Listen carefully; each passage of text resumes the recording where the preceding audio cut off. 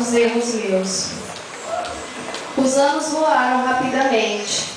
Nem notei quando você estava se tornando atraente, autoritária e emotiva. Só hoje, observando-te com cuidado, reparei que o seu jeito de balançar a cabeça, de querer consertar o mundo, de queixar-se da irmã, de deprimir-se com as injustiças, mostrando-me que você é o meu retrato 3x4.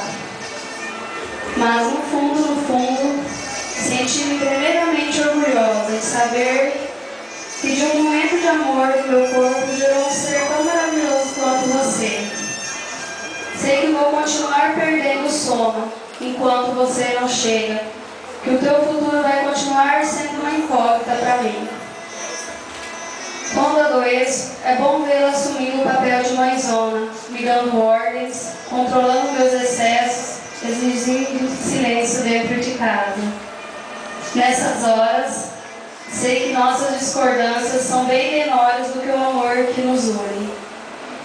Que você é parecida comigo, apesar de viver apontando meus defeitos, usando minhas roupas, descuidando-se das suas. O melhor mesmo é saber que uma das razões da vida ser tão maravilhosa é o fato de você existir e de gritar quando já vou saindo atrasada. A cada dia que passa, me descubro em você.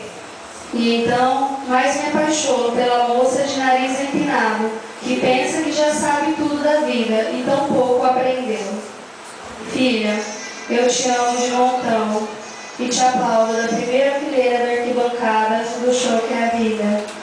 Minha eterna bebezinha, te amo eternamente.